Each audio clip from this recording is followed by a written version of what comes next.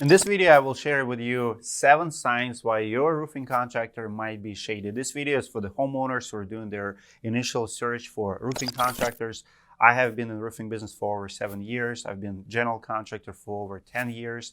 I know a thing or two about shady contractors. I'm a firm believer that there are more good people than bad people, more good contractors than bad contractors. But every once in a while, you run into someone who is absolutely shady and you just cannot stand it. If you have good ethics, good moral standards, you feel like it's your duty to share the information, to call him out, and to educate people because nobody should get screwed. And we're trying to prevent problems before they even happen. So here's my top 7 signs why your contractor might be shady. If you're getting estimates right now, pay close attention. Number 1, if your contractor is not providing your estimate in writing, absolutely no reason for it. Legit contractors should be putting scope of work, price, leaving you with the estimate. Should be good for at least 30 days, in my opinion. And if they don't get a sale, you should have time to think about that option. If they're not giving you that estimate, it tells me the story that they're probably going to pressure you into the sale in some other ways. They're trying to build false sense of urgency. They want you to make a decision right there and then. Ask them to provide estimate in writing if you don't believe that they're a good contractor and see what happens. Sign number 2, if they're not providing products they're using in writing in their estimates, something generic shingles, happens all the time, especially in the Florida market. A lot of homeowners have sent us estimates and I'm blown away every time I see it, where you see the price, usually $10,000, $20,000, $30,000, and you don't see the product they're using. It's absolutely crazy. There's 7 major brands, EF, ICO, Onyx, Corning, Atlas, Malarkey, and contractors should know which product he's going to be installing. There's no reason for not specifying products, not only for shingles, but also for accessories, also for underlayments. Those are important items and you should be knowing what they're bidding for because there's big difference in cost. Some shingles cost $10 cheaper per square. At the end of the job, contractor will be saving a couple $1,000s on nails, on accessories, on shingles, just because he went with everything cheaper and generic brand. So they should be putting it in writing. I'm not saying that cheaper is always worse option. Sometimes it's even better. When you go to pharmacy, you have 2 options. You can go with the branded medicine, let's say Zyrtec for allergy, right? Or you can do generic brand. As long as ingredients are the same, you make an educated decision to go with something cheaper, but you know what you're getting. Now, roofers who don't put in writing what products they're using, they're hiding something from you. I'm okay providing something in writing that is cheaper as long as I can show you that my cheaper maybe is better. But if they're just using cheaper products and you don't even know about it, they're just recipe for disaster. Sign number 3, he offers you same day price. Run. If he tells you that today's price is $5,000, $7,000, 50% less than tomorrow's price, it's a sales gimmick. All he wants is a sale. The price will not go up tomorrow on materials. Usually we get increases monthly, sometimes 3, 4, 5, up to 7 times a year. So we do have to think about cost in the future, but estimates should be good for 30 days.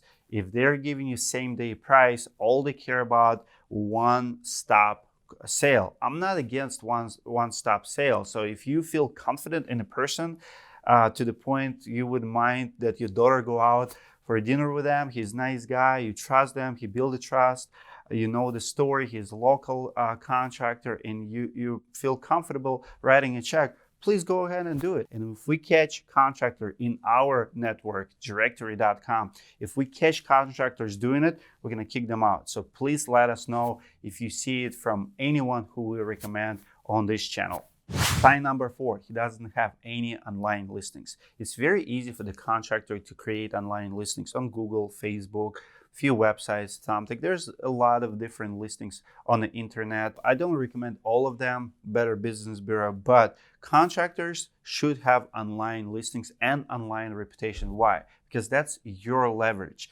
What are you gonna do if the contractors will create nightmare experience for you? Let's say he installs the roof and everything is bad. The roof is leaking, you have to start it over. What leverage do you have? You can sue him, but if you cannot write review or feedback on the internet, you don't have much. You literally don't have leverage. Contractors, good contractors, care about their reputation. And it'll take them 1 or 2 hours to create 5, 10 profiles online. I recommend at least 3. But if you Google the company and there's nothing comes up, ask yourself what you're gonna do in case of dispute. I don't want you to have small claim court as the only option. I found that contractors are very sensitive to online reviews. If you give them 1-star review because you had 1-star experience because they messed up your house, I promise you this, that contractor will take you seriously and will try to find a resolution. But shady contractors trying to hide from the internet, trying to hide from online reputation, online reviews. Why? Because they suck. That's the true reason why they don't invest their time to create those online platforms. Good guys will always invest in the platforms. They will always create online listings because they're not afraid of your feedback. So if you cannot find listings for that contractors, run. Number 5, out-of-state contractors. Same thing. If you hire out-of-state contractor, you need to understand that in case of money dispute, in case of major workmanship issue, what you're gonna have is dispute with the person who lives in another state. It's hard to sue the contractor in your state, but it's even harder to sue them if they're from out of state. Now, there is exception to this rule. If you deal with a big company like Apple Roofing in Lincoln, Nebraska, they have 4 or 5 locations, or Heath Hicks and AFCA Roofing in Texas. Companies who have 4 or 5 locations and move into the areas to help with the storm damage, they're financially stable. They're running 20, 30, $40 million operations. Those companies you can trust. They might look like they're out of state, but they're well branded.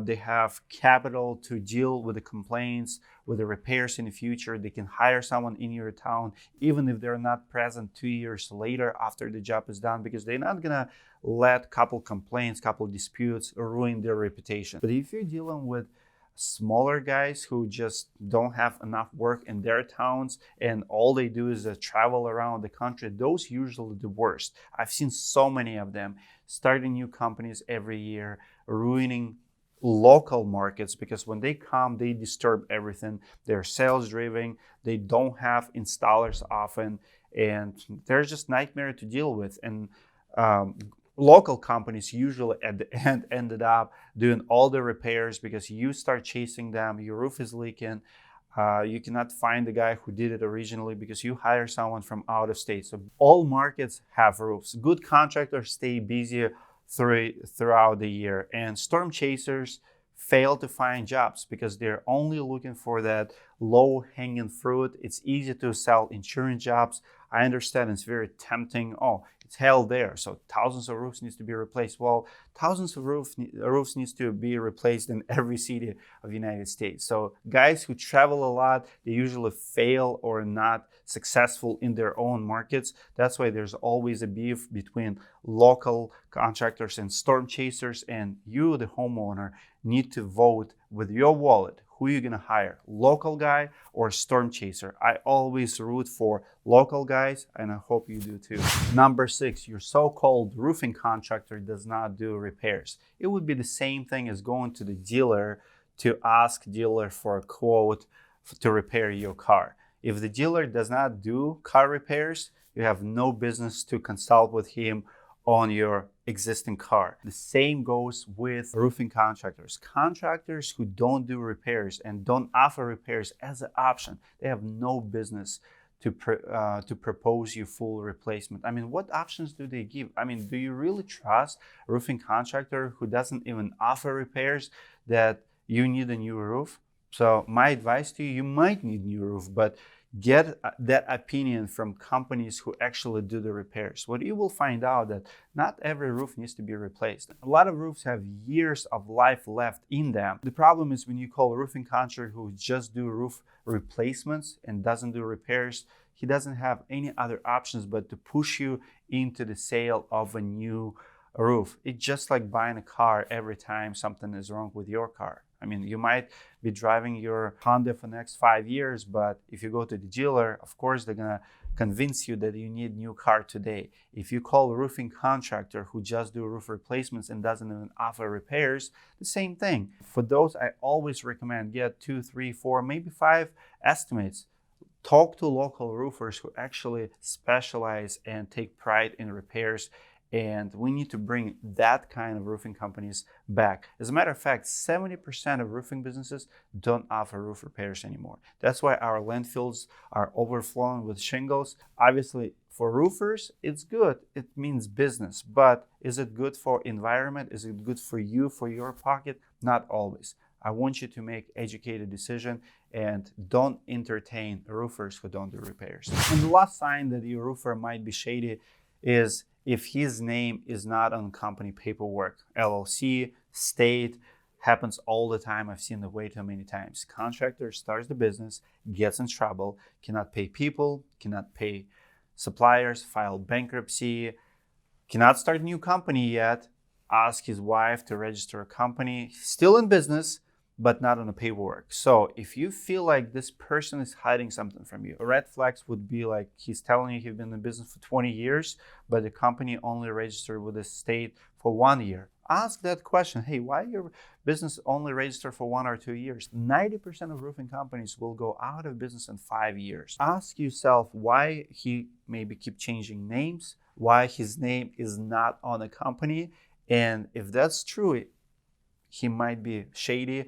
Depending on his answer, who you're gonna sue in case of dispute, who you're gonna go after if you need to start over the roofing projects. And I've seen it, guys. I've seen it too many times. You pay someone $20,000 and then you cannot find them.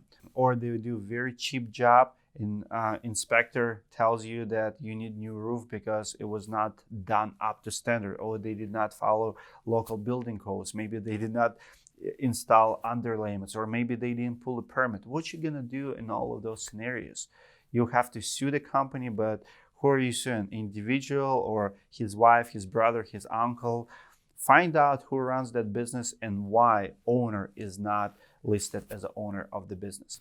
Those are my top 7 signs that your roofing contractor might be shady. If you're looking for a good, reputable local contractor in your area, check out directory.com. We screen every contractor we list. We back them up with our own money, $20,000 guarantee. If you pick any contractor from our directory and they mess up or take your money and run away, I will personally reimburse you. We put our money where our mouth is. And we like what we do. We know contractors, we know what homeowners are looking for in those contractors, and we take pride in our job, which is connecting homeowners with the contractor. If you currently have estimates and you just don't know who to pick, you can also send us those estimates. We'll help you make a decision and we will review estimates for you. Check out directory.com. I'll see you guys in the next video.